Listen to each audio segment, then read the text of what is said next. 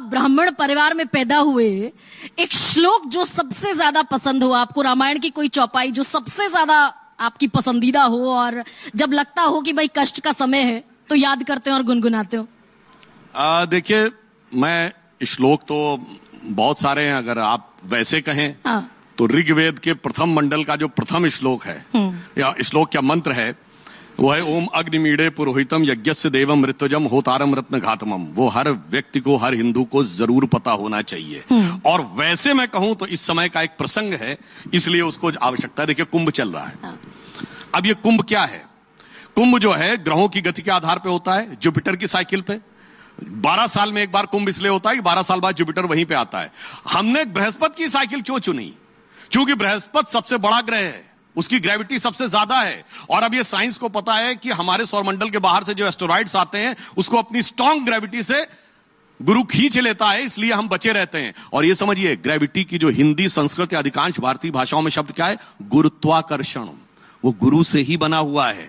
अब मैं आपसे पूछना चाहता हूं, ये बात मैं पहले बोल चुका हूं मगर मैं श्लोक के लिए दोबारा बोल देता हूं। देखिए, जो हमारे हफ्तों के नाम हैं, संडे के बाद मंडे, मंडे के बाद ट्यूसडे, ट्यूसडे के बाद वेडनेसडे क्यों आता है? और ये पूरी दुनिया मानती है, अकेले हम नहीं मान रहे। आप ये बताइए, संडे सबसे पहले आना चाहिए, समझ में आता है, सूर्य सबसे बड़ा ग्रह। अगर साइज में हो तो सूर्य के बाद बृहस्पति है, फिर बृहस्पति के बाद शनि है, तो संडे के बाद थर्सडे आना चाहिए। अगर प्रॉक्सिमिटी से हो तो सबसे नजदीक बुध है, बुध के बाद शुक्र है, फिर मंगल है।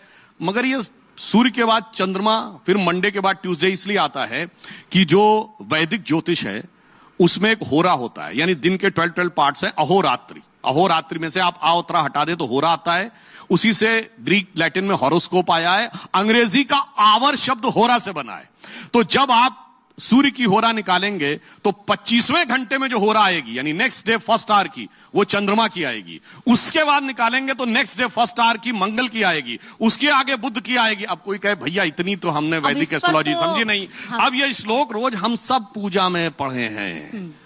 ग्रहों की शांति के लिए जब पंडित जी बोलते हैं, क्या कहते हैं? ब्रह्मा मुरारी त्रिपुरांतकारी। अब सीक्वेंस पे ध्यान दीजिएगा। भानु शशि भूमि सुतो बुधश्च गुरुश्च शुक्र शनि राहु केतु सर्वे ग्रहा शांति करो भवन्तु। सबसे पहले क्या है? भानु शशि मंडे, भूमि सुत मंगल, बुधश्च बुध, गुरु शुक्र शनि। इसीलिए हम कहना चाहते हैं मेरे भाई, हम जगत गुरु थे नहीं।